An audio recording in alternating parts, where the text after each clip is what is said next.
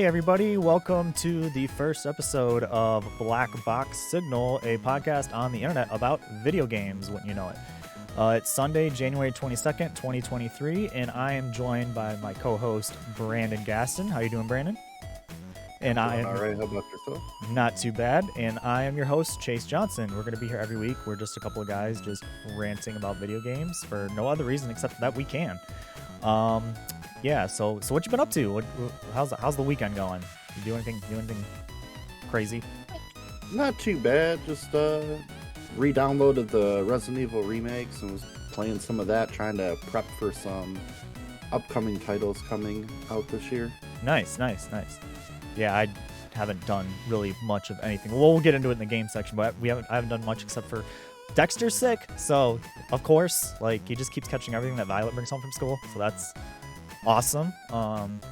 And yeah, I don't know. I'm so tired of it. I can't wait till summer vacation to when she's just not bringing home sicknesses anymore. That would be great. That's the joys of kids, man. Right. Exactly. Any of our listeners have kids? I don't know if any of our listeners do have kids. Who knows? We might get a couple parents in here. But yeah. Anyway, I guess we'll just start with the game section. So what have you been like checking out this week? What you've been getting into? What have I been getting into? Honestly, like I was really itching on that turn-based strategy, and I ended up picking up the new Tactics Ogre that came out. And that's been pretty fun. Right. I'm probably like maybe a fourth of the way through it already. And it's pretty good. I mean, it really scratches that itch for that style of gameplay, if that's what you're looking for. So for Because you those who don't really don't want to. know what Tactics Ogre is, why don't you explain what Tactics Ogre is? So Just a it's little bit. it's like it's a turn-based strategy. So it's kind of like for lack of better words, it's like a chessboard, right? Hmm. So there's little tiles. You take turns moving your units around, and then you can do actions like attack or spells, healing items, things like that. Um, yeah, it's pretty fun. Sometimes I like that kind of stuff versus the all-in full action stuff. Right. I don't know why. Very very much makes you have to think, strategy. I like that. Right. So it's like grid movement, kind of like a Fire Emblem, or Yeah. Oh yeah, definitely. Very okay. very same style game. Fire Emblem, Final Fantasy Tactics, all those things like that. And is it pretty faithful to like the original? Because I know that this is a remake, isn't it? Or is it just a new Yes. one? No, it's a remake. I never played the original on the SNES, but from what I read online and stuff, just from like what people have said about it, looking stuff up, um, they did change some stuff on it. So originally, every time you switched a new job class, you would have to level that job class up from level one, and they got rid of that. So it's just a straight level period. So if you've been one job class for like the entire game and then you decide to switch, it just automatically moves that level over to the current job class you're in. So, and a lot of people were kind of mad about it, but honestly, I like it because it cuts down on pointless grinding. Gotcha. So basically, Hmm. like, quality of life improvements. Really, it seems like that. Just Oh yeah, for people who and they like. Oh, go they ahead. put like a two times speed option on too for the battles. So you're not sitting there waiting 20 years for an arrow to go from point A to Oh point God, yeah, B. they did. So They did that in Fire Emblem too, where it's like it's cool for the mhm. first couple times to see like the battle animation, but then like after like the 20th time, you're just like, I just want to get to this fucking battle. Are you kidding me? Mhm, mhm. Like, Quality of life stuff, yeah, definitely. yeah. So how far would you say you're in it right now?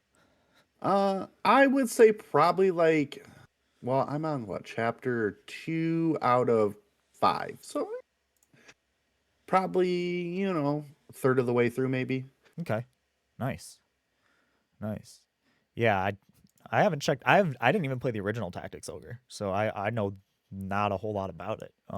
Hey, man, tell me about it. I'm in the same boat, man. I was having people teach me stuff on stream, so, you Right. know, Um storyline seems pretty good too. yeah, writing solid. How's the voice acting? Cuz I'm pretty critical of Um, that. Is it too Voice cheesy? Is it good? acting, not bad. It's not Not bad. bad. because you know how that JRPG voice acting can be sometimes. It's like ooh, it can be hit and miss, especially the English translations. Um, Oh, yes, can be like definitely. a big hit and miss. Depending, Oh, you know, all your base belong to us. right? Great translation. Yeah, Yes. perfect, nailed it. All right. Um, so what else you got going on? What else have you been playing? So really I've been playing a lot of Resident Evil 3 remake, just trying to push my boundaries on that kind of stuff. So I did do a practice run of a no item box only run, which means that like if you're not familiar with the Resident Evil franchise, a staple throughout the game is you have an item box that you can store stuff in and take it out. And a no item box run is you never touch it, not once, the entire playthrough, and super challenging, but it was a lot of fun. Definitely need to practice it some more before I feel confident enough to really do it in front of other people. But yeah, it was definitely a fun thing to do. You know, something to try out that I've always wanted, but never really had the balls, I guess, to do it.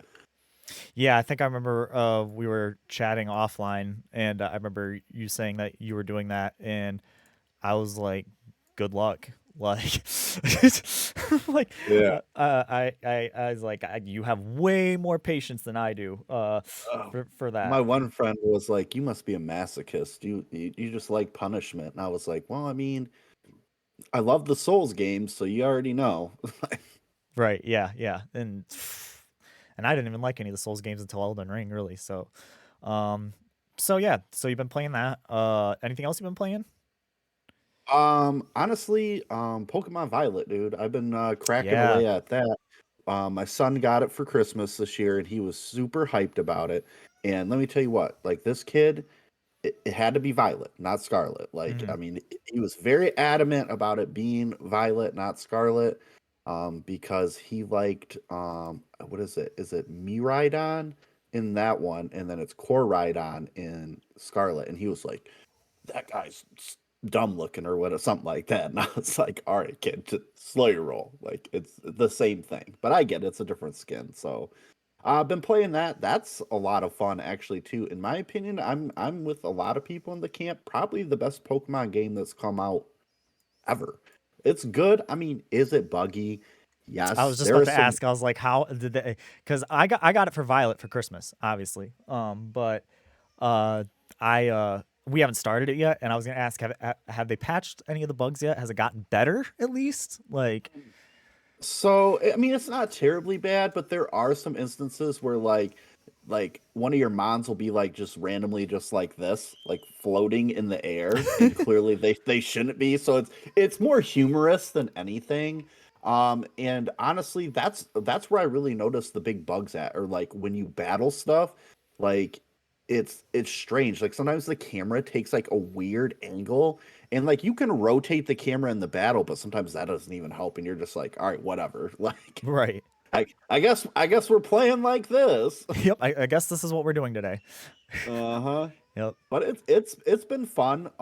It's hard. So, anybody that's familiar with the Pokemon franchise know that like every trainer, like every gym trainer has like their theme, right? Like, oh, I'm all rock type or I'm all water type, which knowing that ahead of time gives you that whole like advantage, I guess, right? Oh, I can plan my strategy around that. No. Bro, not even in this one, because they will throw you for a loop, because they now have terastallizing, which allows you to change your Pokemon's type. And So you can do that every mid battle. oh yeah, dude, you can only do it one time, but they can do that mid Sure. battle. Why not? And all the gym leaders, their final Pokemon they use is always not the type that they are, and then they terastallize it to their type to fit their theme or Okay, whatever. so like if you're going to like the Thunder Gym or whatever, you're still gonna be fighting Thunder Pokemon, even if they throw out a Water type at the end or something like that. Yeah, they'll Okay. just change its typing. So it's So not it's like so it's not like you're gonna get caught off guard like, oh, I'm gonna whoop all these Thunder Pokemon's asses, and then all of a sudden they put in something that like you're weak to all of a sudden. It's like, oh, I didn't know yes, that. Oh, Yes, they do yes, do they that's do they do that oh, yeah, sometimes? oh, bro, Oh, they okay. do that stuff. I am telling you right now, it is so annoying when you're like, "Oh, I'm going to use this ghost type on this fighting type guy because it's super effective." And then they're like, "Oh, but I'm gonna use a mod that's dark type and change it to fighting and just priority sucker punch you, super effective dark type move and kill you." Like, and there goes your whole strategy. You know what I mean? So it's frustrating, but it's fun. I like it. I like it. Nice. Nice. So how far would you say you're in that? Or did you finish it already? I thought you were pretty Um, far in it. I would say I'm probably a good 2/3 of the way through that. I did all the like not they're not legendaries. What are they? They're like these um so there's like three different quest lines in it. So you've got your regular like Road to Victory Road, which is all your gym battles. And I think I have one of those left. Then you have like your they have Team Star in this, which is like your Team Your Team Rocket. Rocket? Okay. And that's like another set of gym battles. They all have themes too, and I've done all of those now, I think, or pretty close to being done with those. And then they have the third quest line, which are these like giant Pokemon that you have to like beat up. There's like five of them, and every time you do, you get like an upgrade for your travel Pokemon there.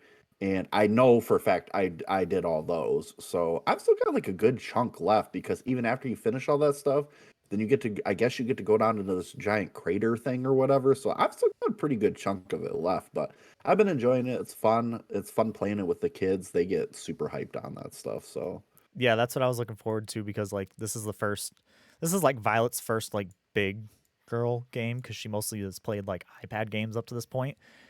She isn't the greatest with the controller. She's played Tony Hawk with me. She likes that. She's played like Mario because I have a Super Mario 3D World, but this is kind of like her first like I got this one specifically for her for Christmas. Um, mhm. so it's her actual first game, and she's excited obviously because of her name. But so yeah, we're actually I promised her that after we're done doing this podcast, we're gonna finally start it. So Oh heck yeah, that's what we're man. doing tonight is we're gonna start it after we're done doing this here. But yeah, so hopefully they can get the bugs worked out, or this will mean that the next Pokemon game is gonna be fucking killer because they're gonna work out. I hope work out all the kinks because that is a little disappointing that it just shipped in the state that it did. Um, Well, I'm pretty sure me and you had talked about they've been really good about like they don't put out unfinished stuff. You know what mhm, I mean? And for right. it to be as buggy as it was out the box, it was kind of shocking for both of us, I think, if I remember correctly. Yeah, it definitely surprised me because like it's like the one thing that you could always rely on is when a Pokemon game ships, it's gonna work and not be buggy. Really, I mean, outside of like maybe like online stuff, but Nintendo's always been really like terrible with online stuff. Just look at their online offerings and their online service, and you have to chat through a fucking phone app.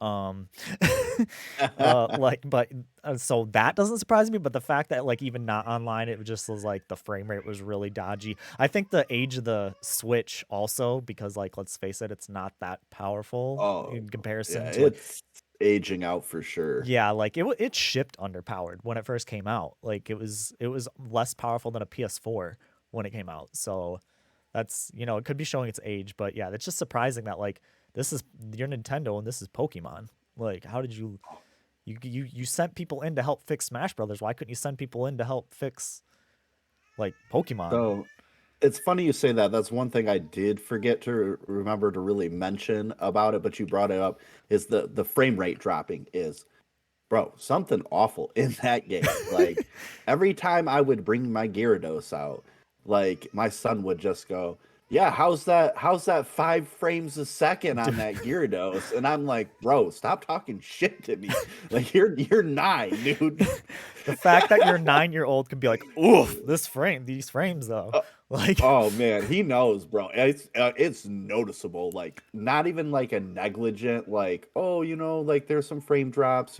No, it's like noticeable. Like the dude's like in slow mode. Like it's real bad at some spots.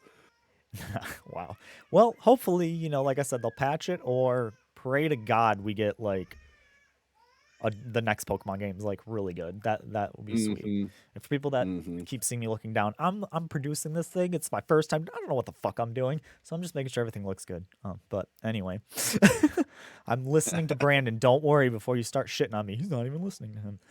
Um, He so listens to me. He listens to me every day at work. right, yeah, fuck, I know, right? Can't bring work here. We can't bring work here. Good, no negative energy in the space. Safe space. Yeah. Safe space. So you got anything else? Anything else? So yeah, so that's the thing. So the Resident Evil thing, I've been practicing and getting back into muscle memory for playing those types of games because I know the Dead Space remake drops at the end of the month, so I'm pretty Mm-hmm. excited for that. I loved the original first two. Um, from anything that I haven't really looked a whole lot yet onto it. I just know that it drops on the 27th of this month. And about all that I've really seen is just like the official launch trailer for it, and it looks gorgeous. So I think it's going to stay true to the original game, which I'm hoping. And that should be a lot of fun.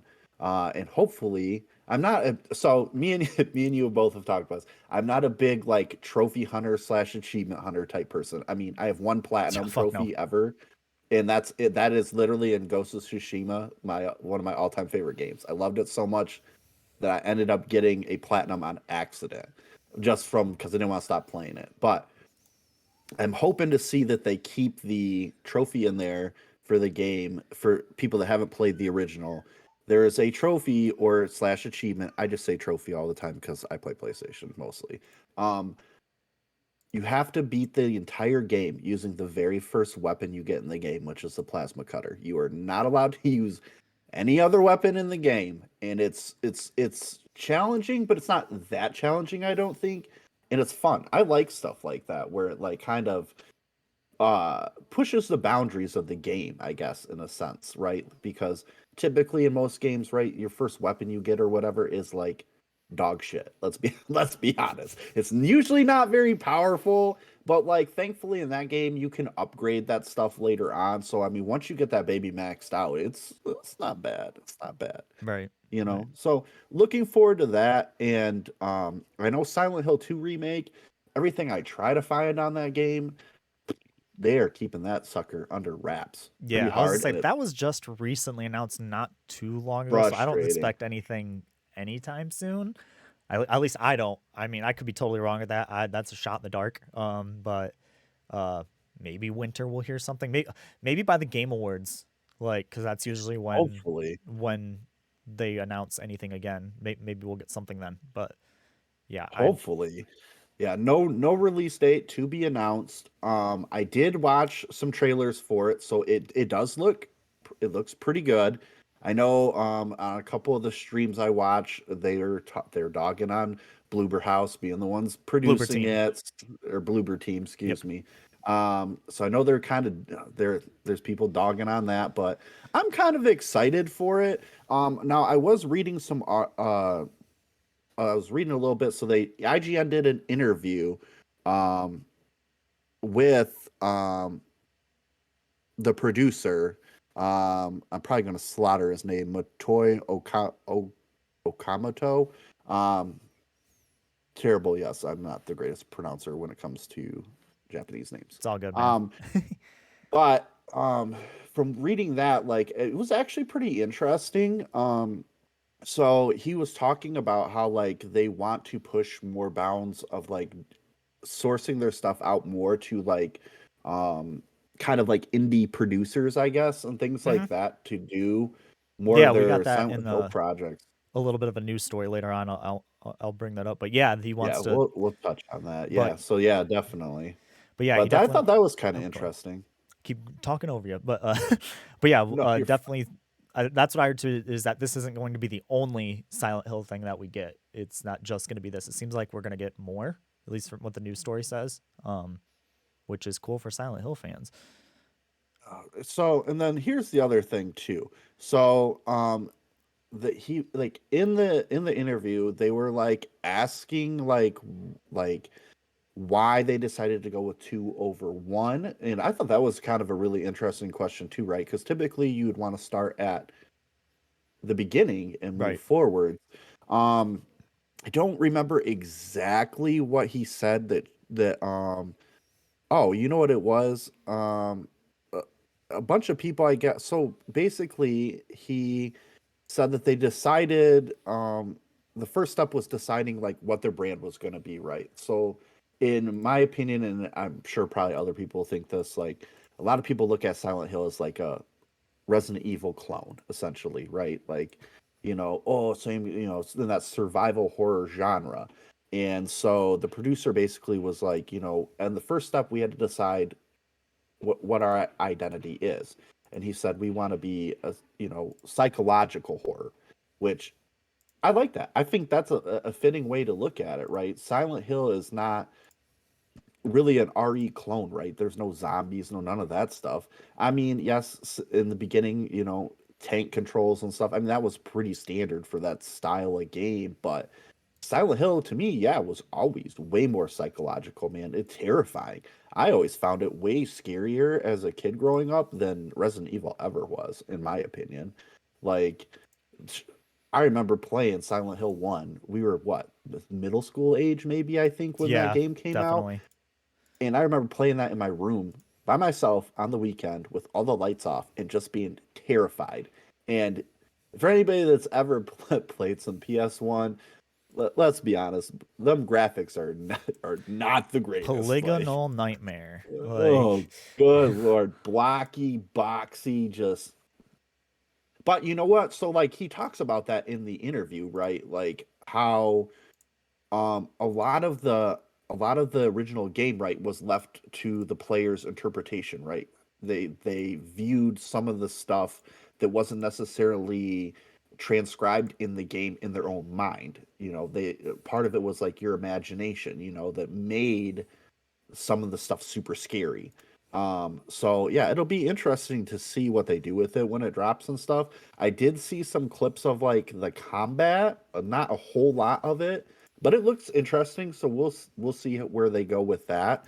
I'm definitely hoping for no tank controls because, bro, ugh, yeah, I can't, I I can't do can't tank go controls back. anymore. I can't do them anymore. Even when they like Nope. try to like in the not the remakes but the remastered versions of the Resident Evil games, I never get through them Yep. because like I just can't do it anymore. I cannot do tank Nope. controls whatsoever. Nope. Um I have the HD, like they call it a remake of Resident Evil 1, but really it's more of a remaster. I'm with you there. And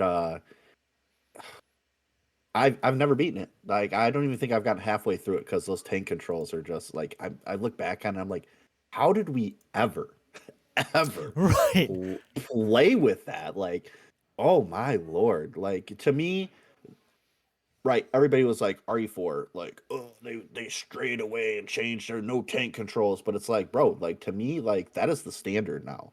Like the third person kind of over the shoulder, like to me that evolved the genre, and like to me that's really how it needs to Not be to now. mention it Like just fucking feels better. Like way way better, better. Like way night and better. day. Yeah, definitely. Like could it be better? Yes, but in comparison, like I that's why RE4 was like still the number one selling RE of like what all time. Like that's still like the kind of or I don't think it's the number one Oh, selling, but it's still I'm the one that's like held in like the highest regard was because it went to that. Other than like I guess seven's now really held in pretty high regard because that's first switched to first person. But like out of those ones between like 1 and 6, 4 is the one that I always hear people talking about. 2 and 4, 2 with the original tank controls, but 4 I think I now get think now gets talked about more than 2 just because of that switch and it was like more accessible. That was the one that I actually played the most was 4. I loved 4. A matter of fact, I went back and got a PS2 specifically just to play 4. Because I didn't have GameCube at the time because I had gotten rid of my GameCube. Uh and so I was like, bro, I really want to play Resident Evil 4. So I convinced my mom into getting me a PS2 back in the day. And mind you, we're like already past that era pretty much by the time I played it and absolutely loved it. Like it was such a good game. Um, I'm sorry, I'm not Team Camp Leon. I'm Team Carlos. Like that is my boy. He's so pretty to look at. I like his reskin in the And remake. he's It's I think it's exotic and bro, he like just looks puts better. out that zaddy energy. He's got that curly like long hair going on. Now they do have you can get it, it's free too. The like reskins of the original style skins. Carlos, I'm sorry, his original skin, he looks like a Ken doll. Like it's not very good, I don't think. But Yeah. yeah, I like the reimagining of his character in that. So it's yeah. But four, definitely good. I think that's what changed it for the better. Uh Five, a lot of people dog on that because of the co-op, but honestly, if you played it with two people, I loved it because I played it with another player the entire playthrough. So, and then seven, went to first person, so that was great. And in case you hadn't noticed, I completely skipped a number for a reason. We're not going to talk about that. That's just trash. What do you mean? What do you mean? Eh, I hear that 6 is the greatest of all time. as- you know what? It's not even regarded as the worst Resident Evil of all time. Can you believe Really? that? Really? Yes. What's worse than 6? Come on. Ah, you know what? I don't remember, but this streamer I watched, he does a lot of speed runs of like horror style games. They were talking about that, and I was dying laughing. He's like, six is not even the worst one, Is if it you can believe Operation it. Raccoon City, the multiplayer one? That like was It supposed to it like might before Left be. 4 Dead, did they try to do their own Left 4 Dead and it didn't work? It might be. It Was that might what it was be. called? Operation Raccoon City? Maybe. I don't know. Well, I know that like so four they did the mercenaries that you could do, which was kind of fun, more action style, kind of waves of zombies and stuff. And that was cool. And they started kind of going with that same kind of theme. And then I know in RE3 remake, there's no mercenaries, but they have it's kind of a cool game. I played a little bit of it. It's 5 players total. Four are like your survivors, I guess, and then one person's like your mastermind or whatever, and they get to like set up traps and deploy like your tyrant or whatever nemesis, and you have to try and keep the other 4 people from achieving the goal and leaving. And I played both sides of that, and that's actually it's pretty challenging. It can be, especially if you're like on the survivors and you have a really good person at playing your mastermind. Um, Surprisingly really fun. I enjoyed that better than Mercenaries, in my opinion. Well, nice. Well, then, so, 4 remake is right around the corner, isn't it? Yeah, that should be coming soon. I was gonna say, yeah, Which, definitely. People are hyped up for four, and four remake should be coming pretty soon down the pipeline. So which that'll be is good to see. really funny because I think not only is that everyone's favorite, but I also think that might be the one that has been remade the most. Well, I know I know four has been ported to just about Fucking everyone. You every play it on your system phone, I now. think, at this point. Like, Uh-huh. Well, and now they've got it for VR now too. I've seen some video clips of mhm, four in VR. I mean, graphically wise, but it's VR. So I mean, it's kind of cool, you know. right, yeah. Well, we'll check back What in a with Brandon next week. yeah. Yeah, as you See play what all these games. uh, you know. I don't have a backlog a mile long like somebody I know, Hey, but hey, hey. Hey, So how's Breath of the Wild? Did you like the end of that? we're gonna take a break. What about you? You got anything interesting down the pipe? I have been playing Crisis Core still, which came out in the middle of December. Crisis Core Reunion Final Fantasy 7. So if anybody who doesn't know that, that was originally a PSP game. That was a prequel to the original Final Fantasy 7, where you play as Zack, kind of like uh not going into too many Boy. spoilers here. I'm only about 40. There's 10 chapters and I'm on the end of chapter 4 right now. So I'm almost halfway through the game. It basically charts Zack and like meeting Aerith for the first time, and you start as a soldier second class and you see him get promoted to first class. And it plays like a simple version of the 7 remake. Like if you were to take the 7, like this would be the version that I would make Violet play for the first time. I wouldn't make Okay. her play 7 remake until she could play Crisis Core, because it's a you might say that as a bad thing, like it's a dumbed down version, but no, I think it's like like for someone who's new, It's a simpler version of what the remake gives you. You only play as Zack, at least so far. You don't have any party members or anything like that. It's square is your basic attacks, and then you hit one of the shoulder buttons, and it'll activate either your spells or your abilities that you have mapped to them. And you can have different profiles that you can swap in and out. And then it has that roulette system that basically like that's when your limit breaks come. So that's probably the only downside is I think originally in the first game for PSP it was more card based. So it was based on how many cards you had in your deck. They kind of threw that away. I could be totally wrong. It's been so long since I played this, but they kept the roulette slot system going. So like if you get 3 Angeals, it allows you to do the limit break that he taught you. If you get 3 Sephiroths, you get to do the limit break that Sephiroth taught you. And then like if you get like 3 Bahamets, you can summon Bahamut. If you have the summon. So it's just kind of random. But depending on your gauge, I got to look into it a little more, but depending on how your gauge is, like you have your normal and heightened, depending on like if you've had an interaction with a character. So like if you had an interaction with Aerith and it says Aerith is heightened, she has more chance to pop up and you'll be able to like cast like, I think she has like a cure limit break. If you just talk to Sephiroth and have some sort of reaction, it'll increase the chance that he'll pop up. So it gives you a little bit more of a chance to get those. The one thing I will say is some of the textures in the game, like it jumps back and forth between like the cutscenes are like 30 frames PSP, but they were upres, so they look a little better.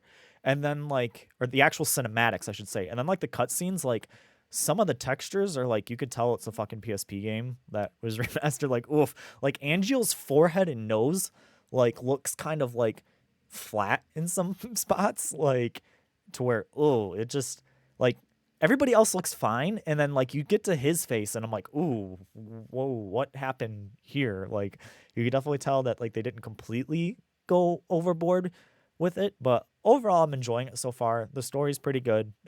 If you know the story of Final Fantasy, it's just kind of prequel with like the war with Wu Tai a little bit and things like that. Sure. Yeah. But yeah, it's just it's fun, it's simple. It's not really that challenging. There's a couple of difficulty settings and modifiers you can do, but I haven't touched them. I'm just playing on normal right now. So, yeah.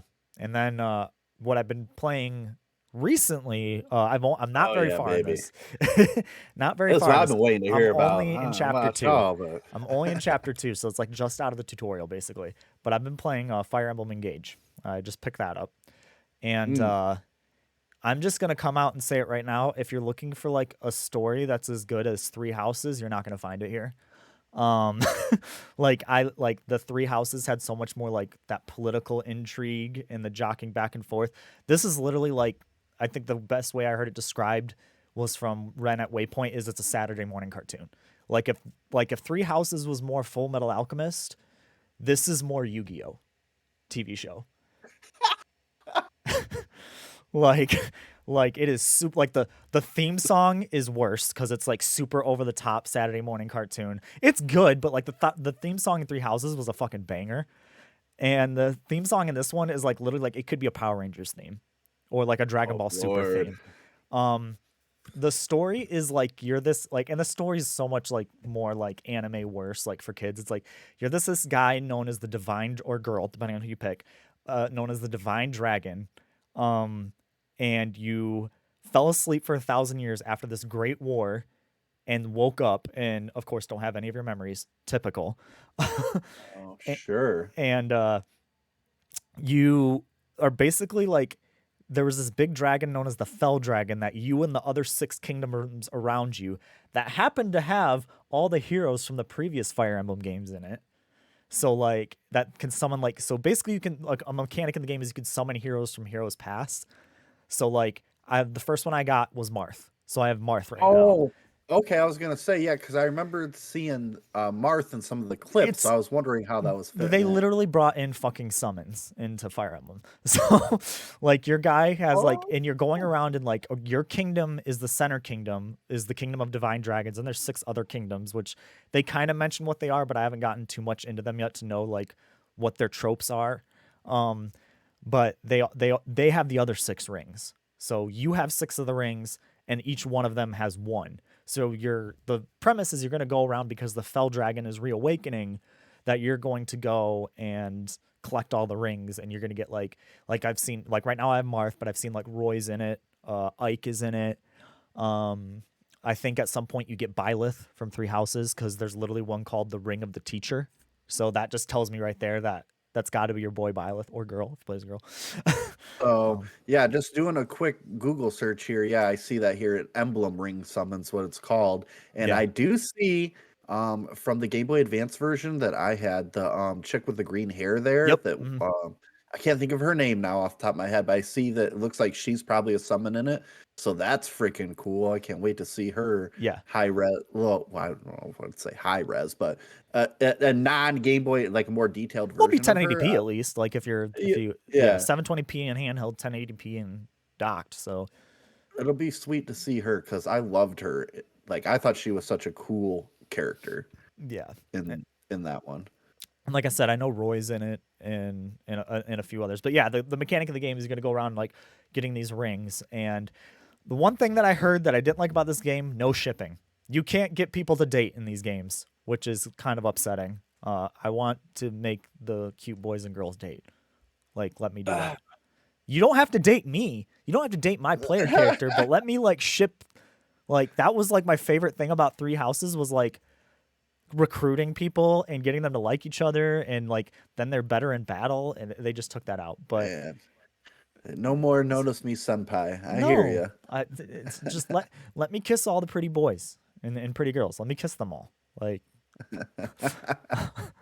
is that so wrong? Unless they're underage, which is kind of weird in Three Houses because they are at first. Yeah, that When you is. get the time skip and they're all adults, let me make them kiss. I feel you there. But yeah, other than that though, the one thing I will say is that because of that though, the story might not be as good, but the gameplay is a little bit more interesting because it relies a little less on the rock paper scissors thing.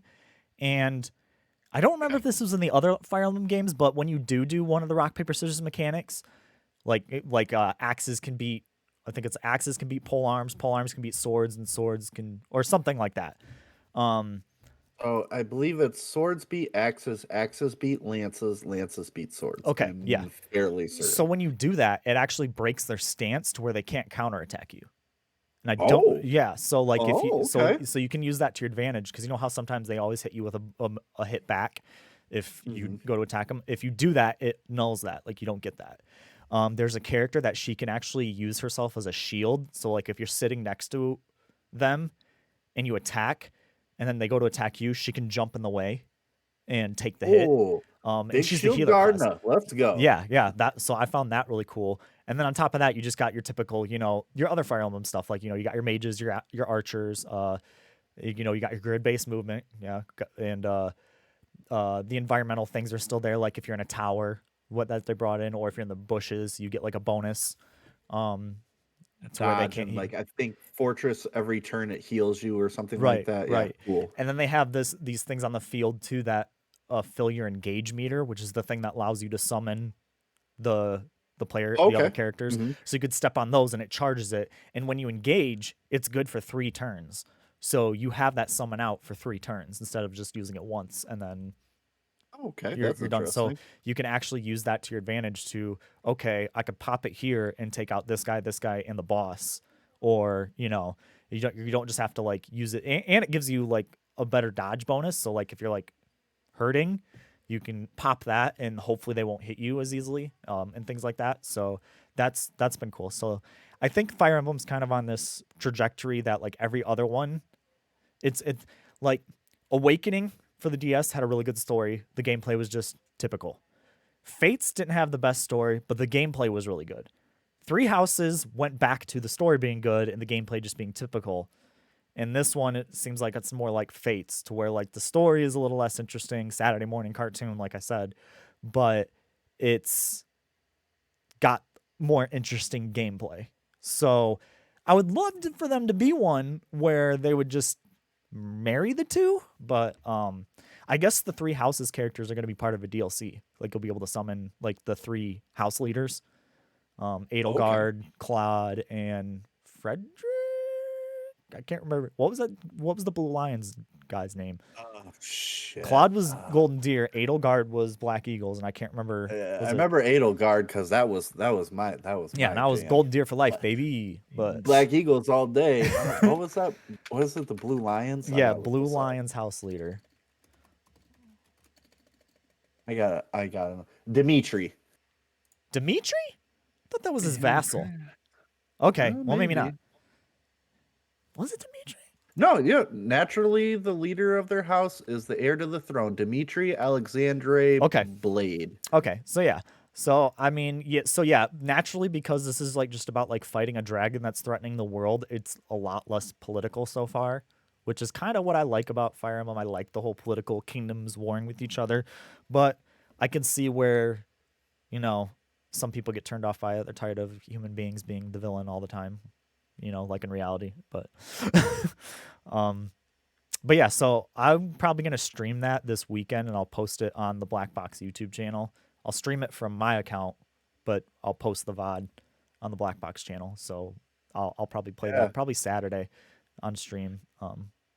But yeah, and then other than that, I've just been watching a lot of. There's been a lot of game TV this week and last week. Oh, boy, you ain't kidding.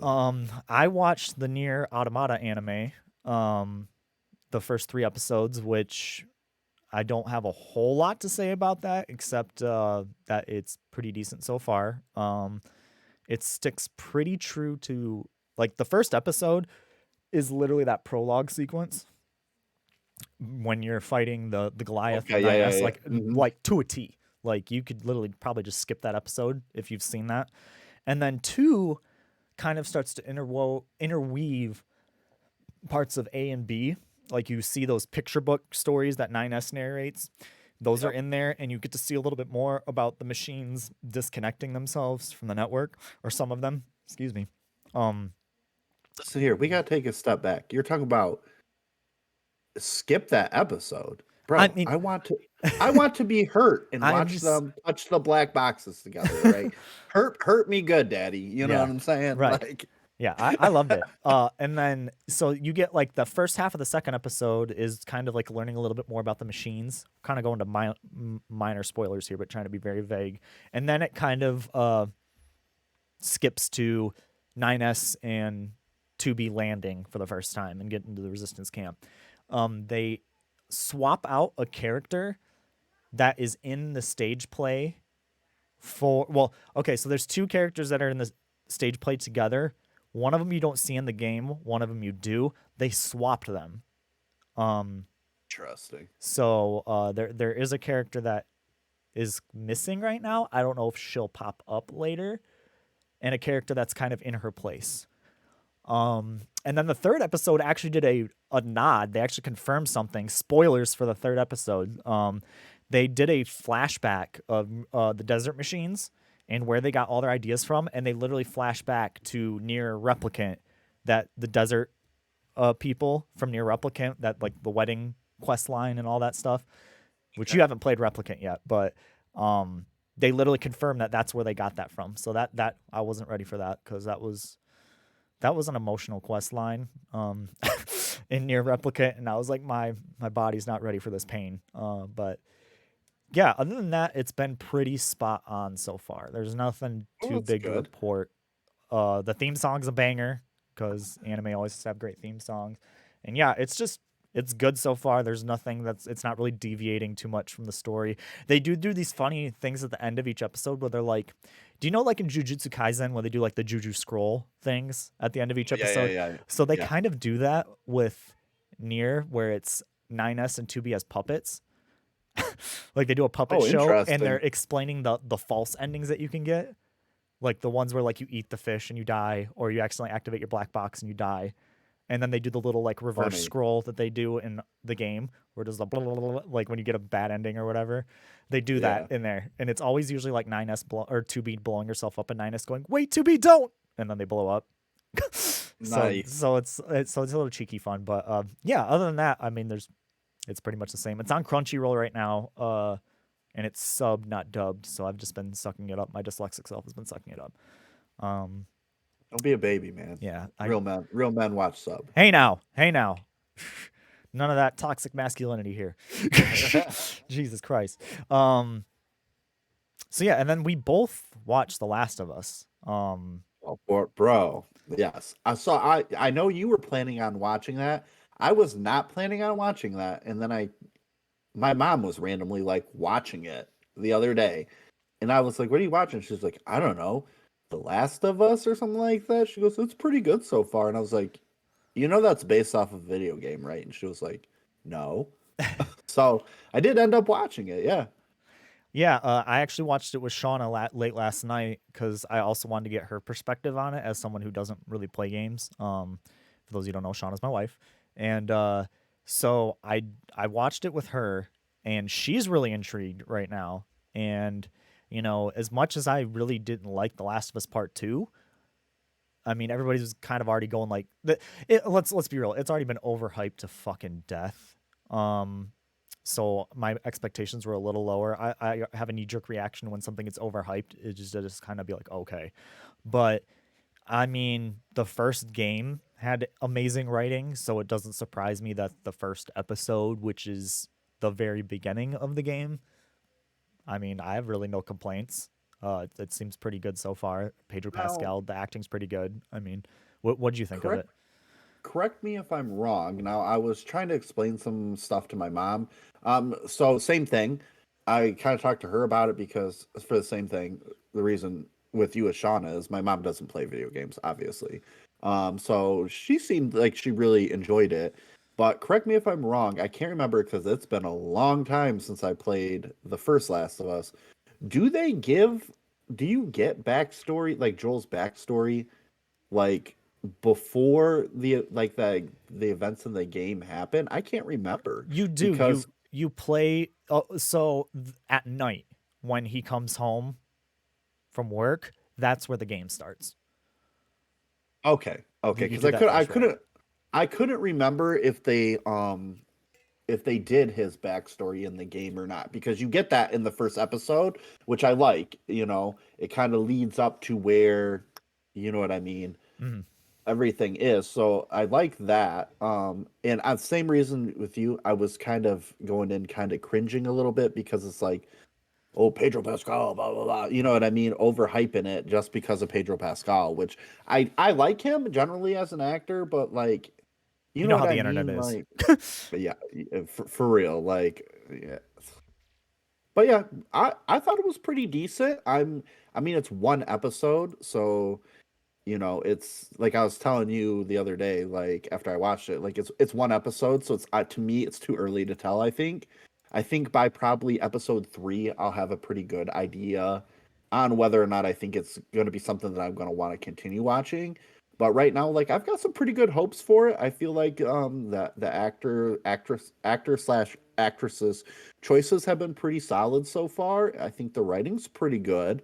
So And yeah. I was actually super skeptical at first with the actress that they picked to play Ellie because she looked younger than Ellie in the game, but her voice and her like delivery is like spot on to Ellie. I Yeah. thought that's why I was like, okay, never mind. I take back what I said.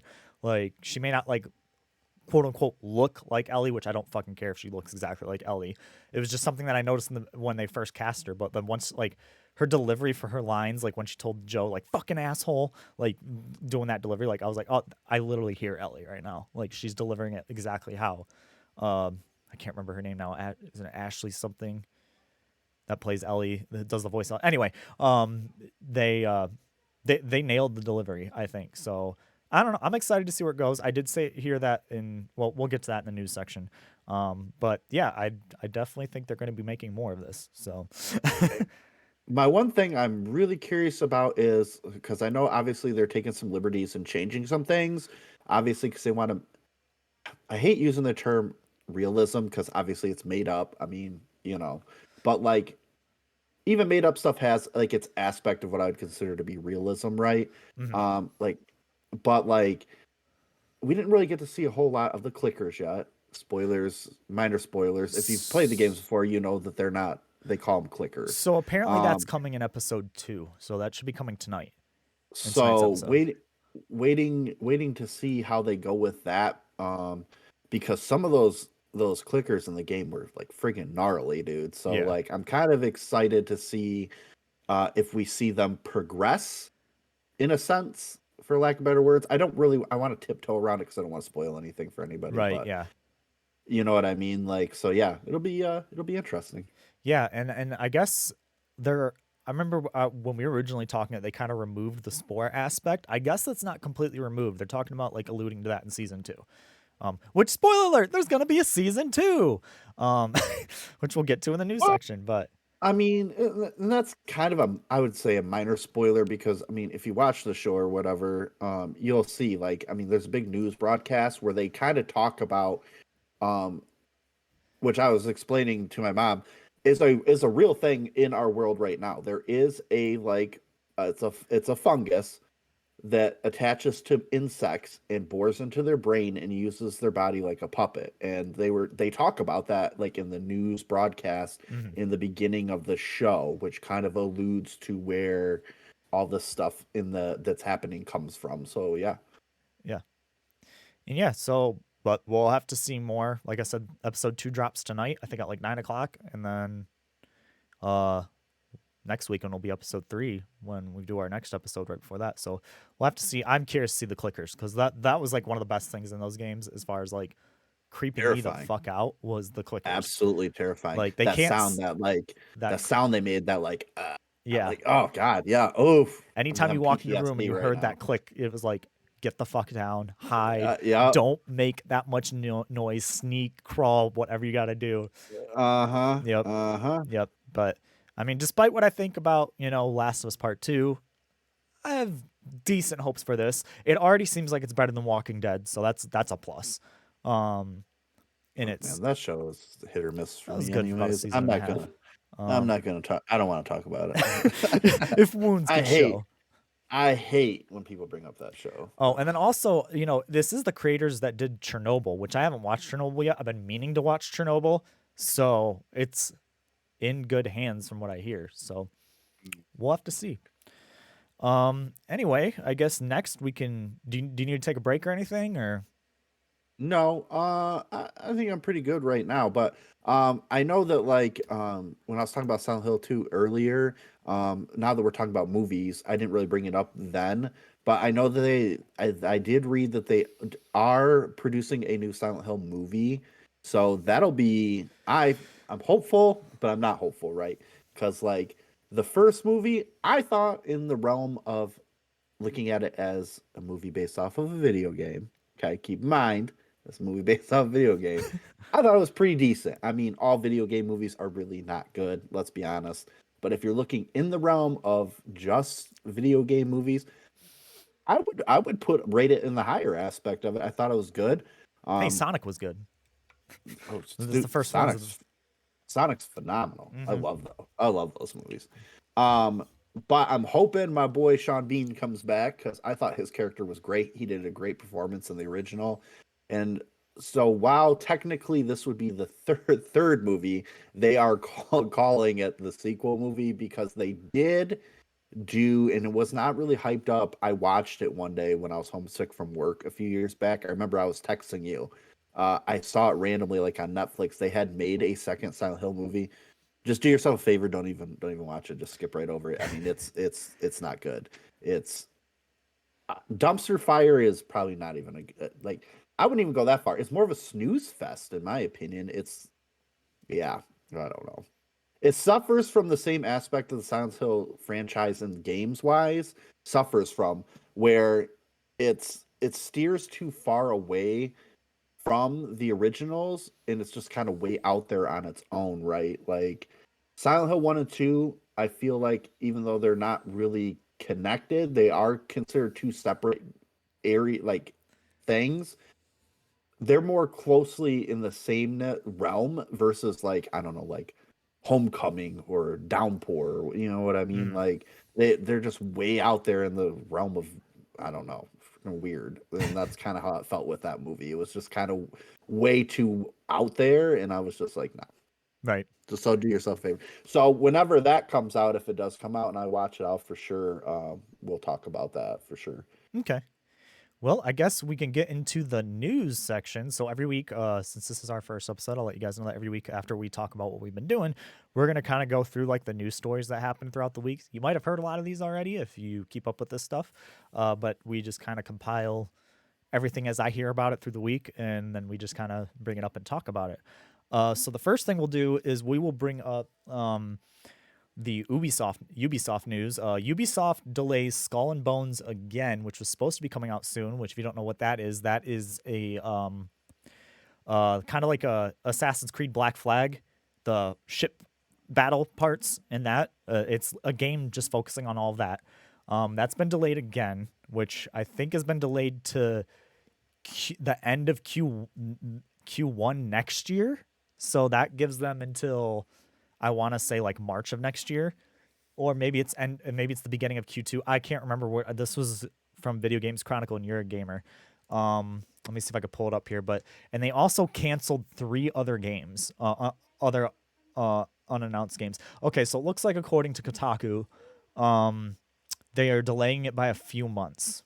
So whenever the original date was, I want to say it was supposed to be like the end of March. But if it's going to be delayed a few months, that now puts it in summer. So That's kind of sad. I didn't really know anything about this, but with a quick Google search, I'm just kind of looking at some images. It looks like it could be interesting. I mean, definitely full on. I could see the Black Flags thing that you're saying. Yeah. yeah, like I said, it's literally just like the ship battle portion, just pulled out and turned into a game. You kind of captain your own ship and stuff like that. And this obviously this came with the news that Ubisoft had their emergency call with their investors, because it's end of the year, end of fiscal, so they're having all their investor calls, and the sales have kind of fallen below expectations, which that doesn't really surprise me. What has Ubisoft had over the past few years that has really jumped out? Like Assassins has kind of been on a downward turn again, and they're about to reboot that again for like the second time in like a decade, because they rebooted it with Origins, and then now they're about to reboot it again. What else do they have? Far Cry has kind of been on a downturn. Watch Well, Dogs.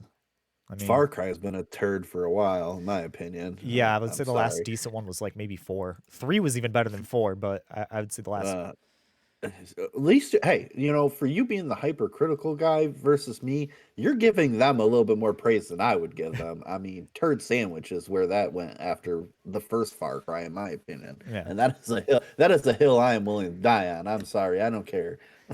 And to kind of piggyback on this, Ubisoft Paris is calling for a half-day strike in response to E. Guillermo's email about the state of the company. I don't have the exact quote here. Well, actually, nope, I got one from Kotaku. It says, "Today more than ever, I need your full energy and commitment to ensure we get back to the path of success. I'm also asking that you each, be especially careful with especially careful and strategic with your spending and initiatives to ensure we're being as efficient and as lean as possible." And so what that kind of reads to me is that it's on you. The ball's in your court. I think there was actually a line, and there was just the ball's in your court, and that's kind of shitty for your president of the company to say to everybody. That seems like a really failure of leadership a little bit. Like you're the president of the company. You're supposed to be steering the ship, and you just saying like, all right, fuckers, like, do better, and it's on you. Like, Hey man, what's wrong with that? Jesus, take the wheel. You know what I mean? yeah, but like that just seems like going after like your low level people, and I don't know, that just seems really gross to me. Um, let's see if there's Well, anything else it yeah, says here. take some accountability. You know what I mean? And Like you that's see this time and time again in this industry too. Like the management at top makes all these decisions, they don't pan out, and then they blame the people at the bottom, and it's oh, like indefinitely. like does leadership even get held? And I'm not talking about middle management. I'm talking like at the top. Like, do they ever get held accountable for the shitty decisions? No. Like, it's Of course not. yeah, Slap on the wrist and keep moving. You know. yeah. So I don't know that I don't kind of blame them for wanting strikes, and like especially when there's like a lot of been outcries lately about the state of the sexual misconduct and other things in that company, and The fact that there's a lot of people claiming that they haven't had raises in a long time that were promised to them, yada yada yada. So the whole thing just seems very shitty. And Eve Guillermo's response was also just shitty and just seems like a knee jerk reaction to the board being like, "Hey, we haven't sold as much." Well, maybe you need to take a step back and try not to like pump Assassin's Creed out every fucking year, and maybe take some time with something for a change. That's my take on it. I don't know what you think. I would agree, man. Honestly, I mean that's it. That's the thing. Like you're just beating a dead horse at that point. I mean, Yeah. Next story here comes from Insider Gaming. I guess source code for racing games developed by Motorsports Games is being held hostage for unpaid wages. Now, if you don't know, Motorsports Games is, I believe, a publisher that is in Ukraine. I can't remember exactly, but they're the ones who have the licensing for all of the NASCAR games. So, which I don't play a lot of those games, but I just found this story a little interesting that it's being held hostage, that they're going to leak the source code out if their demands aren't met. And it seems like somebody who has NASCAR money, you're getting the license to make NASCAR stuff, so that it's not like there isn't fucking money behind it, should be able to pay their employees. I mean, it's not like a small indie studio that's making some random. No, you've got NASCAR money coming no, in. no. Oh, Motorsports Games says that it's an American game developer founded in Florida. oh, Apparently, okay. Motorsports Games, really? For some reason, I thought they had a studio in Ukraine. I mean they might, but But yeah, yeah, you can that's see that they're definitely the guys like behind a lot of the NASCAR games, and it just seems hmm um like they've made, like, let's see, NASCAR Rivals, NASCAR 21, CarCraft. Like, I don't know. It seems like it's kind of like when the NBA games get made and they claim that they don't have enough money. It's like, you have NBA money coming in, dude. Like, you should be able to pay your people. So if they're I don't know. What do you think about that? I mean, I'm with you there. To say that you have no money, like, y- Eh, that's like people like you said, like sports games like that. That's like making one of like the NBA games, and they're like, yeah, we don't have any money. Like, what do you mean? You're literally being funded money by the NBA. Like, right, how do you not have money? right. And to let it get as bad as that, like, you have employees threatening to leak out source code if they don't get paid for unpaid wages. Like, how do you let it get that bad? Like, I mean, how did CD Project Red let that stuff get so bad? I mean, yeah. time and time again, this is the kind of stuff you see in the game industry, man. It's unfair treatment, dude. They force these people to work these hours and these schedules, and then basically just spit on them at the end. I hmm mean, that's pretty shitty in my And a opinion. lot of times they don't even have their job when the game ships. Like, the game ships and it's like, all right, you're laid off. We need you just for that project. And that's when you find that like sequels don't do as well anymore because the same team entirely isn't on it anymore. Yep. Um, let's see. Well, we can continue with the bad news here because it's just a lot of that coming out of here. The High on Life developer and Rick and Morty creator Justin Roiland is facing allegations of domestic violence. He's been, according to NBC News, he's been indicted. Um, Let me see if I can find the story here because I didn't have it pulled. That was the one story I didn't have pulled up. Let's see, Justin Roiland indictment. Um, we'll go based off the Hollywood Reporter here. Um, let's see. Oh, he was indicted with one count of domestic battery with corporal injury and one count of false imprisonment by menace, violence, fraud, or deceit following an alleged incident that year with an unnamed woman with that Royland was dating. So yeah, he's, of course, there's never good people in these industries. It seems like they're never like, why does everybody have to be so shitty? But yeah, so that's happening right now. High on Life was actually doing pretty well, and then I noticed like there's been kind of a dip in their stuff when this story came out. Um, yeah, I mean, kind of not good all the way around. The Like I said, these are allegations. He's indicted, so he's not gone to trial yet. But I mean, it's definitely not looking good. I mean, what do you think? I mean, that's you know, it looks like this is this. It's 2023, and this looks like this started all the way back in 2020. So, Yeah, I yeah. mean, it's been an ongoing Yeah, thing. this has been So, filed in May of 2020, but it's kind of just recently surfaced. I'm guessing I bet you his lawyers and stuff probably paid some hush money to keep this down and quiet as long as he could. oh, Um, I'm sure. yeah, and now I'm on NBC News here. Yeah. Yep, it says a protective order filed in 2020 and documented in the court minutes said Roland is not to harass, threaten, or surveil the person named in the protective order. So there's a basically looks like a protective order, basically a restraining order put out on him right now from this Yeah, person. cannot go 100 within 100 feet of said person. So, yeah, And according to the order, Roland has to turn in any firearms he owns or possesses, yep, and this lasts until October of 2023. So I'm guessing that's when the trial is expected to either take place or be over with. yeah, That yep, would be my definitely. guess. Um, We'll have to see how that pans out. I mean, this is another one of those things. I hate to say it, but time and time again, man. People in power. whether Celebrity it's money, status or power, whatever. or whatever. Yeah. Yeah, they just abuse that shit. Like, oh, this doesn't apply to me or whatever. Well, It's a even if sad, you sad don't world. have money, you're not supposed to beat your spouse. Like, and to think that just because you have money that you can get away with it. I mean, me and you would not get away with that shit. So why should he? Just because he has Hmm. money, just because he makes a TV show that's popular. You know, like, yeah.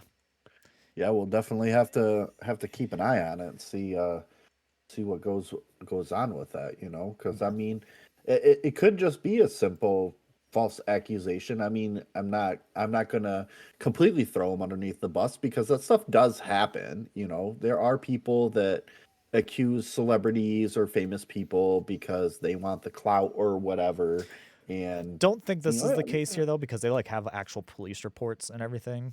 Well, So yeah. So from what I was reading on NBC, it sounds like here they were saying it sounds like there's probably some body cam footage and some stuff like that too. That's all being withheld, and they're not of discussing course, any of it. So, not looking good then. well, yeah, that doesn't Yeah. sound good That in doesn't my sound like opinion. false accusations. That sounds like Yeah, yeah. they have whether or not he's going to get charged for it remains to be seen, but it definitely seems like something happened. Like Hmm. if especially if there's a court order saying that he has to stay 100 feet from this person.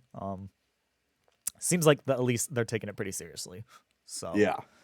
the next story is the Callisto Protocol is not meeting sales expectations. This is according to MK Odyssey. Um, I don't really have too much to say except for they were expecting more. I think let's see, Callisto Protocol sales. I think I want to say they were supposed to meet. Now this is one They wanted, I okay, looked. so they wanted to sell around 5 million copies and they're at about 2. So, if you know anything about that game, that was kind of like that Dead Space. It was made from a lot of the original people who worked on Dead Space. But that game Yeah. shipped really buggy, and that probably didn't help. Also, you have like Dead Space, the actual Dead Space remake right around the corner. And even if the game wasn't buggy, I heard this is just me. I haven't played the game, but the conjecture is that even what's there is not very good. Um, I just think that maybe this shipped in a state around everything else that everything else kind of ate its lunch. I don't know. Um, Yeah. I mean, from what I'm looking at, it does look like it's very similar to Dead Space. I haven't really actually really read into this or watched anything or seen anything on this game. So to me, it strikes me as a game that, like, I don't know, I kind of just glossed over. right. Probably for the fact that it just seemed too similar to Dead Space, and I love Dead Space. So Yeah. Yeah. And like I said, I haven't played it. This is just what the rumblings that I hear on the internet is just that game wasn't received very well, which would make sense that why it only sold around 2 million versus the 5 million. Which isn't terrible. I mean, they're some games, project 5 million and they don't even hit a million. So, uh, but I mean, it's definitely not what they wanted to hit. So, Oh no, definitely not. I mean, mhm, just from looking here, across multiple just retail sites, I mean, it hasn't even been out for a whole year, and they've already dropped the price. From anywhere from 20 to 30 some percent already. I mean, that's not a good sign. yeah, That early into after launch that it's already dropped 30% price. That's yeah, that is not good. right, yeah. So hopefully the Dead Space remake will be pretty good because that was a lot of people were looking forward to Callisto Protocol originally, and then it kind of landed like a wet fart. Like so. And the next story we got here is the EU or the European Commission is releasing statements of objections over the Microsoft acquisition of Activision Blizzard, and this is according to Reuters. Um, there was a story a while back that the FTC filed a motion to kind of investigate or potentially block the purchase of Microsoft over Activision because it is one of the biggest acquisitions in history. It's $60 billion, or $69 billion, so almost $70 billion that Microsoft is paying for this company. And Sony has cited that doing this will upset the market. It'll consolidate too much. Call of Duty is still much of a big deal, which I mean I would argue that Call of Duty's had a good year this year with Modern Warfare 2 remake coming out, but the last few Call of Duties haven't been that great. Um, but the EU's actually they're taking it a step further than what we did because the FTC we know the FTC kind of fucking sucks here. Look at what how well they did with the whole Live Nation Ticketmaster debacle. It went through, so and we all know how that worked out with the Taylor Swift tickets and the Blink tickets and all that. So yeah, but apparently yeah, they're filing some objections, and it's definitely gonna at least stall it. I don't know. I still think that this transaction will probably go through. It's just gonna Oh hold them up in man. court a little bit. I don't know. What do you think? That's Microsoft. They're the old Thanos. We're just collecting the Infinity Stones, essentially. I mean, yeah, yeah, that's all. They're doing exactly what Disney's been doing, right? We're just gonna buy up everything, and we're gonna own everything, and it's terrible. I mean, for one, it's when you own every company, like it's gonna water it down significantly. For one, and two, like I'm with you. I feel like it's gonna hiccup it up, but I mean, let's be honest, it's probably gonna go through. They're gonna acquire it, and I'm with you there. I mean, Call of Duty, yes, fart in a can, in my opinion. But I mean, They have their good years, but they're few and far e- between at this point. even on their bad years, I mean, it's got a huge following. I mean, Mm. people love that stuff. They love watching it. They love watching their professional streamers play that stuff. I mean, it's probably, if not number one, in the top three, It's like always top of the most sales most charts every year, even most when they do bad. Yeah. competitive gaming games. I Hmm. mean, people love that stuff. There is a market for it. So even if it is a complete flop, I mean, people are still going to play it and still watch it because It always it's Call of charts. Duty. It always Yeah. charts. Yeah. Hmm. And you know, Sony, throwing the argument that, it'll disrupt the shooter landscape because there really hasn't been a whole lot of first person shooters to take Call of Duty's spot. That's outside of Fortnite, really. But Xbox is using the argument that like, oh, we're in third place, like even the Nintendo Switch sells better than us. Like, so I can see both sides of the argument, but overall, like, I would hate for this to eventually be the trend that Microsoft just starts buying everything because you're right, we'll end up in a Disney situation where if somebody wants to make a new game, they have to go through fucking Microsoft. And if Microsoft says, "Hey, indie studio, we liked your idea, but we want you to make a Call of Duty game instead. We want you to make this instead." We like Disney. You got a good idea, you're a good scriptwriter, but we want you to make a Marvel movie. Yeah. Like, and then Exactly. I don't know. It just doesn't seem like we may not see ramifications for it now, but 5, 10, 15 years down the line as they keep acquiring all these developers, like they acquired Bethesda last year. They're looking to acquire Activision Blizzard now, which that includes, you might not think about it, but that also includes, Warcraft, World of Warcraft, Diablo, StarCraft, if they ever bring that back. So that is, it's not just called, oh, and Activision owns King, so Candy Crush. That's so fucking, Candy Crush is still super fucking popular. So that puts them under that umbrella too. So that's a lot of stuff that Microsoft would suddenly have control over. And that would mean like, even like indie developers that want to make a phone game, can you make an expansion for Candy Crush instead? Can you make a Candy Crush like game? Like, Oh yeah. I, I'm not saying that's gonna happen, but if we look at the releases that Microsoft has put out lately, it's Halo Infinite was the last one, and it took off for the first few weeks and then just plummeted, uh, because they didn't support it the way that they should have. Um, yeah, I don't know, and like we don't like what else does Microsoft have coming up like that. I try not to do the whole fanboy argument, but the reason why I play on Sony is because of the first party stuff and the Japanese stuff. Like, where has the first party stuff been on Xbox outside of Halo this generation so far? We haven't even heard anything like like Fable got announced, but got Yeah. announced. Who knows when that happens? Gears, like they They could do another. don't. Oh, go ahead. I was gonna say they don't really. They're not really in that whole exclusives. You know what I mean? Like their exclusive camp is. Let's be honest. I mean, It's like Halo. a it's a raindrop It's compared to it's the Halo. It's stuff Gears. Sony It's have. Forza. It's Fable. Which there is a new Forza in development, so that's cool for the Forza people. A lot of people like Forza. They compare it to Gran Turismo, like as far as in popularity. And I think it's Forza Motorsport this time, which is the more realistic one. Forza Motorsport is the one that's more like Gran Turismo, more sim based, and Forza Horizon is a little bit more close to like a Need for Speed. That's what I know the difference is. Plays a little bit more arcadey, but like what else do they have? Like that's literally it. And they keep acquiring all these studios because I they don't have very many good ideas in house. It seems like, which is a problem. Um, No, I mean they definitely ain't putting out no God of War or anything like that. So I r- mean, come on right. now. And I will say this: the one thing that Xbox does, Microsoft does have over Sony on the game front is Game Pass. Game Pass is fucking killer. I mean, the fact that you can subscribe to Game Pass and you get all these great games and you get Microsoft first party stuff like day one for Game Pass. Like you can either pay $79.99 for Halo Infinite, or if you're a Pass subscriber, you just get it. That's pretty awesome. And Sony's trying to match that now and fucking failing at it with their Oh like yeah, tier dude, service. Yeah. turd Yeah. sandwich, dude. I So took one look at that day one when they came out with that, and I was like, pass. yeah, yeah. No.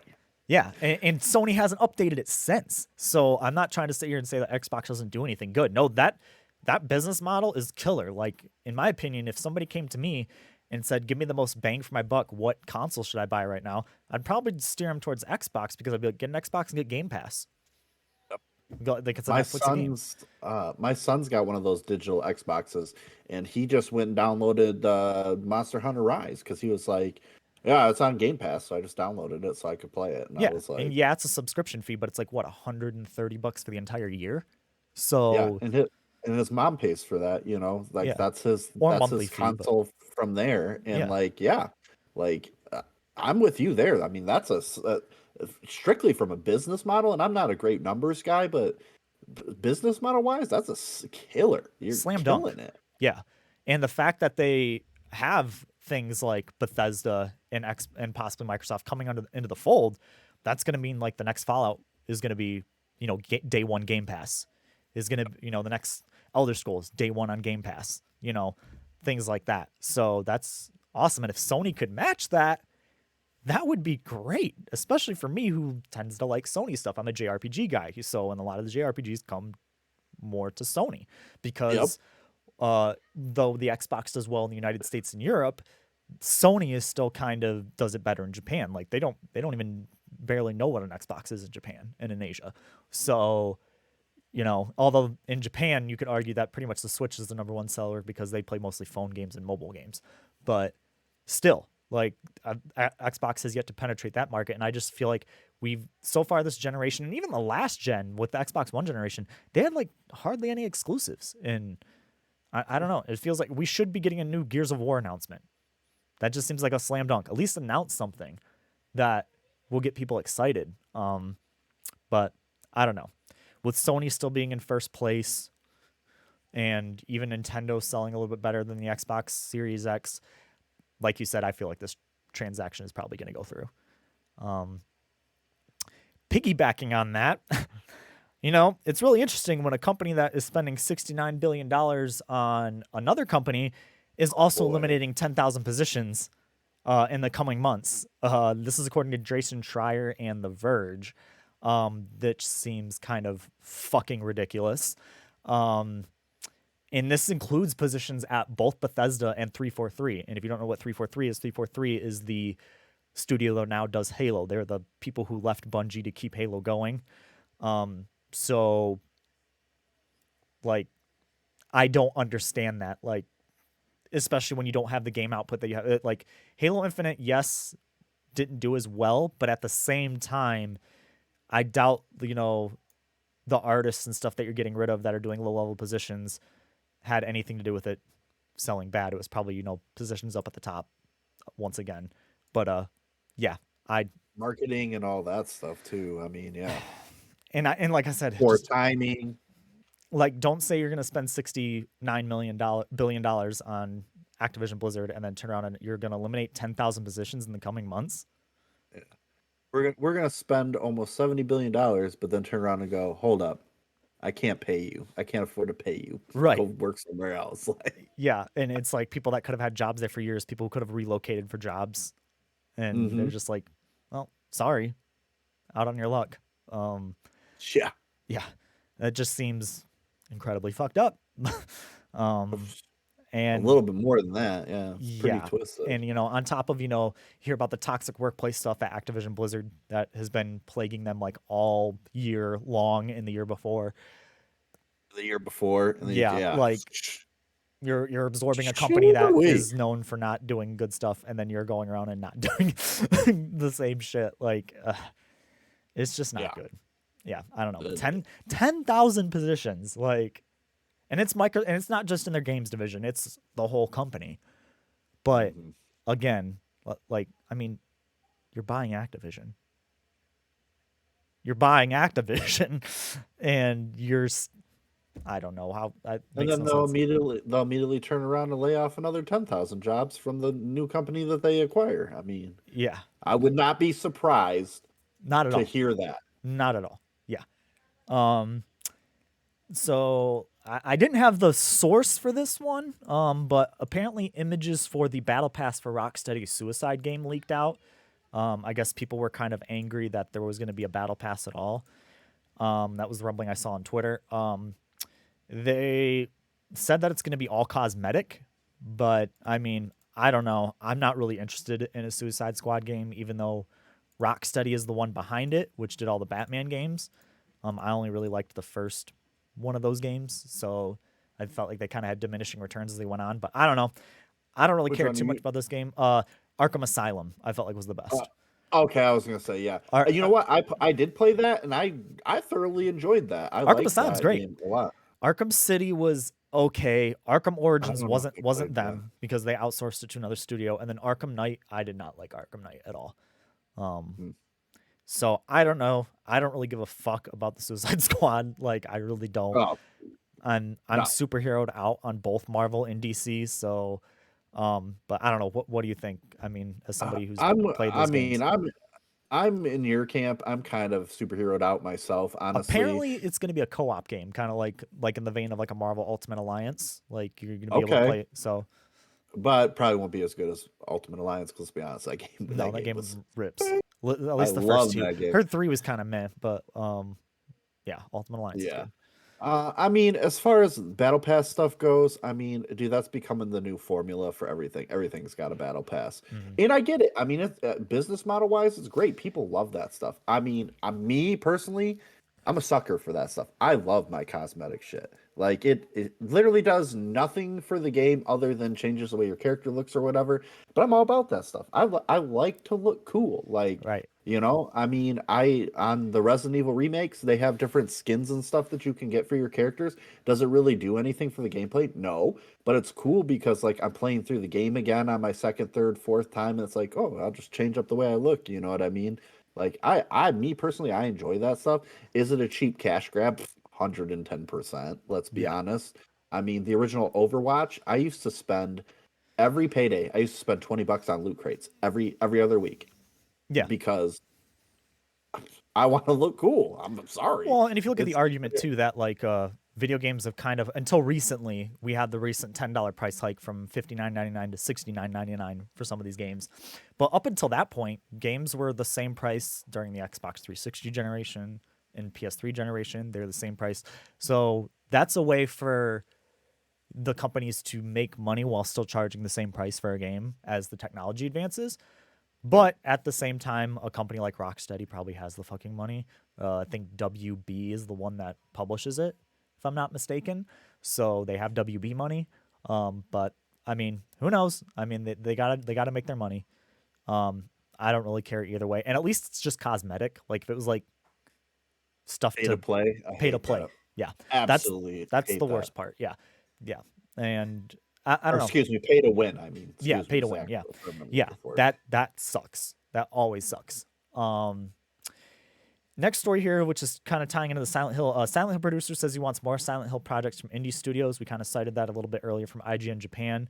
I believe I don't have the article pulled up. I know you did recently, but I think they said even somebody like they want to get an Annapurna on it, which is were the ones behind Outer Wilds and the Oh, Pathless. I that think they did. I'm not 100% sure. I do know he did mention that stuff though, that they were looking to go with more kind of indie style stuff. Yeah, I'm trying to pull up the article right now.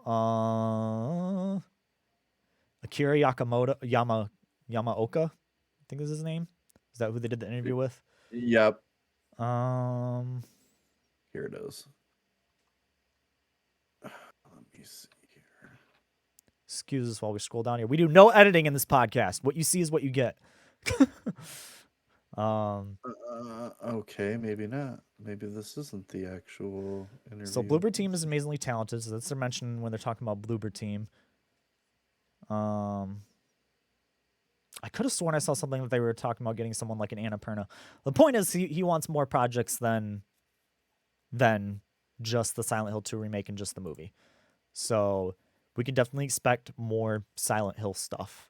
Oh, here we go. Hope you I found found it. something. Yep. Yeah, Akamoto. Da, da, da, da, da. Right here. IGN was like, you announced that you'll be working with many different indie studios on multiple games, including Bloober Team. Da da da da da. And let's see here. Yep, right here. So Akamoto says, um, that's correct. We only do so much we can do ourselves, which means we need to work with lots of different indie creators if we want to make lots of different Silent Hill games. That's why we made moves to work together with people around the world who want to make these games and approach Bloober Team as well as Annapurna Interactive and No Code. So Annapurna's got me a little excited because you know how I feel about Outer Wilds. Even though they were just the publisher, um, I believe. I think they were just the publisher because I think Mobius did the development. I don't know, one of the two. But that has me personally excited just because I love that publisher for the most part. Um, so we'll have to see, kind of keep an eye on that. And then last two news stories here. We have kind of going into the Last of Us TV show.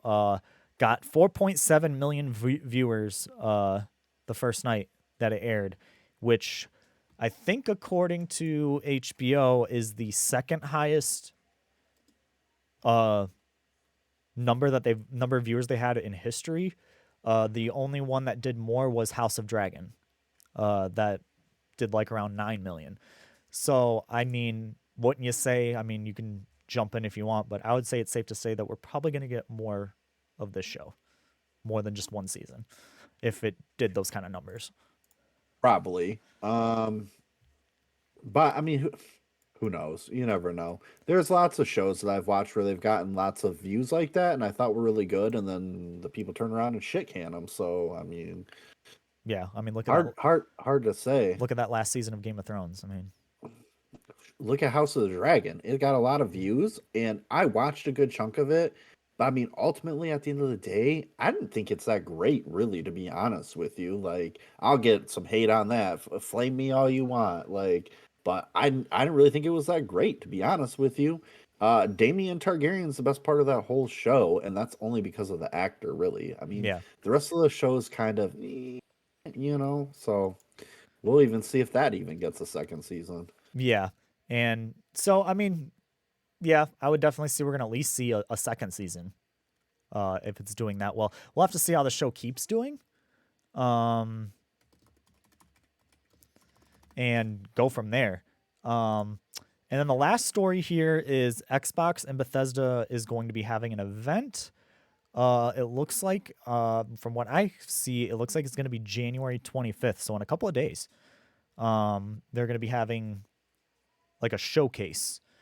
So what do you think we expect to see there? Probably Redfall, which got delayed, and maybe Starfield, because that's kind of like what they've had on the pipe. I mean, what would you like to see from Xbox and Bethesda? I mean, I don't really expect much from Xbox at this point because we kind of just talked about that, No. but Bethesda's had a lot in the pipe. So what do you They think? they've usually put out solid stuff, so I'm kind of curious to see what they're working on and what they're planning. My major concern is there's a lot of different franchises that I really like that Bethesda that's their bread and butters, and now with Microsoft owning them, kind of worries me. I mean, from when they first acquired them, I do know that like they kind of put my mind at ease because they're like, don't worry, it's not going to be exclusive only to Xbox, but at the same time, it's not that reassuring, right? Because it's like, well, you're talking like, all right, so they just for a prime example, we'll just throw out Elder Scrolls, like they'll put it out on Xbox, but then we'll eventually get it on other consoles, but that'll be like 1, 2 years later or Yeah, it'll be a whatever, timed like that, exclusive. Yeah. you know what I mean? Like, and that's Well, and kind of a Starfield freaking already has been bummer. confirmed that it's going to be an Xbox exclusive period, which that fucking sucks because that was like the space Fallout slash Elder Scrolls. Hmm. So people Hmm. on Sony aren't going to get that at all. So, Yep.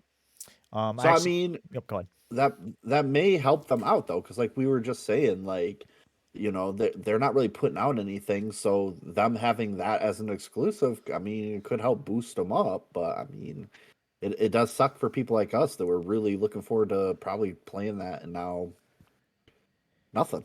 You Yep. know? Which brings us back to the Activision Blizzard buy.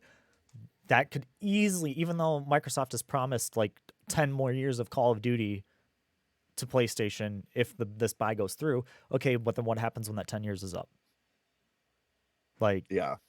then, if you're a Call of Duty fan, are you just going to go on Xbox because that's going to be where it's supported, even if you've been a Sony guy all your life? Um, Well, and who knows? The flip side to that too is they buy it, they put some stuff out, and then eventually they put it on the shelf, and that's where it stays at. You know what I mean? Like that happens a lot of times where these bigger companies buy out these smaller ones that have put out 1 or 2 good games, and then they put it on the shelf, and it never gets taken off the shelf ever again. yeah. So I pulled up some details here. Xbox and Bethesda will present a developer direct on Wednesday, January 25th. It looks like it's going to be at 3 p.m. Eastern Time, 12 p.m. Pacific. And it says, uh, looks like they will be dedicating, or nope, Bethesda Game Studio Starfield so Starfield won't be there. Bethesda's going to be working on a standalone one for just Starfield. So that's not even going to be there. So that's disappointing already, in my opinion, because that's like the biggest game that they've had in the works. They're going to talk about Elder Scrolls Online. Okay. They're going to talk about Forza Motorsport. They're going to talk about Minecraft Legends, and they're going to talk about Redfall, which are the people who made Dishonored and Prey. That's who's working on those, on Redfall. So kind of what we were talking about earlier with what does Xbox have? Well, Honestly, I know that you gloss over the ESO, but I played ESO for quite a while on my PlayStation 4, and I loved it generally. Honestly, I liked it. I'm kind of intrigued to hear a little bit more about that. Um, the rest of the stuff you can kind of glass over. I mean, Forza, I mean, is a great game. I've never really personally been a racing I'm not a game racing game fan. fan I just know it's myself. pretty popular. Yeah. But I know it's cool, and I know that usually their big thing is they pride on realism, right? Like Hmm. having to like wash your car periodically and things like that because it causes drag. Like, so yeah, who knows? And Redfall, I'm trying to remember what this one is. No, for the upcoming. It's a first-person game, first-person shooter, multiplayer, and it's about vampires. It's a vampire Uh, game, but I mean, I don't know. That was supposed to be coming out. That was supposed to be Bethesda's big release last year, and it got delayed. So yeah, I guess i- if yeah. I'm gonna be honest, I'm looking at this and it basically looks like Fortnite only with vampires. Okay. So, I mean, just from what I'm looking at on Google Images, so And this is probably not directly something from I'm gonna news look that news at excited. Xbox, where I'm reading this from. So I mean, like I said, this kind of just confirms what we were saying earlier about Xbox just not having much like right now, and they're spending money on Activision. It seems like you could be pouring that talent into putting it into Well, Microsoft Game Studios and maybe making that's Halo better or coming up with something new. that's their business model, man. Is like they're coming out with poop turd after turd. So in order to offset it, we'll just buy up all the competition instead, I guess. So Right, right, I mean, because they ain't really churning out anything good lately, but hamburger meat, So right. Well, that's all the news I have. Did you have anything that I might have missed or no, I don't think so. That's really no. You're more you keep up with the news more than I do. right, right. I just was curious. So what do you got going on this week as far as like streams and whatnot? So I've got the kids this week, so I probably won't stream too much this week. But this weekend, I am hoping, if I can get some practice time in, to do a live item boxless run of RE3 remake. If I end up picking up Dead Space 2, probably will stream some of that for sure. Other than that, I think that's about it. I do know Saturday we maybe are I play D&D for all you nerds out there. So, Saturday we may be meeting for D&D. So if that's the case, I will not be doing anything Saturday because that takes up probably 8 hours of my day right there. Right, right. I think this week I would like to get in a stream of Final Fantasy, but I might not. I might just play that off stream. I'm definitely gonna get in a Fire Emblem stream probably Saturday, and I'm gonna Yes, post that to the Black Box channel on the YouTube channel. yes. I'm gonna I stream it on am my personal excited to channel. see that. Yeah, I'm gonna stream it on my personal channel for now, until this channel gets a little bit bigger. But I'm gonna post it to the YouTube channel, so be looking for that. Other than that, I don't have a whole lot of going on. I may try to do well, no, because I'll be at work during it. I would say I'd love to do like a react to the Xbox Bethesda showcase, but I couldn't watch it live, so I'd probably have to wait till I get home that day. Maybe we can both Evo watch. it. Maybe we can both watch it, or maybe I can do a solo and react to it. I don't know. This is just things that we're thinking about for the future. Some more content, which I think that would be fun to do. But yeah, so that was the first episode. We did it. We Yes, freaking we did it. did. Here we are. We finally did it. We fucking did it. And if you guys would like to follow us, we've got the socials down at the bottom there. We've got you could follow us at _blackboxsignal. That's on Twitter and YouTube, and then on Twitch it's /blackboxsignal. Brandon, where can they follow you at? You can follow me on Twitter at EnrageMe or on Twitch, also twitch.tv/EnrageMe. Usually I stream mostly on the weeks I don't have my kids, obviously, because it's a little bit not as chaotic. Mostly, typically, horror style games, usually my forte. It's things I love, so. And that's Enrage Me with an H at the end of it, like Enrage Yeah. Me. Yeah. Yeah. Yes. And you can follow me at chasing_chase or chasing_chase on Twitter and chasing chase TV on Twitch. And then if you guys like to start sending emails to us, we have an email. It is blackboxsignal podcast@gmail.com. We'd love to, answer some emails. They could be about anything. They could be about our day-to-day, be about what your favorite food is. I don't give a fuck. You control us for all we care. But yeah, so I appreciate everybody tuning in, and have a great week, and we will see you at the next one. Later.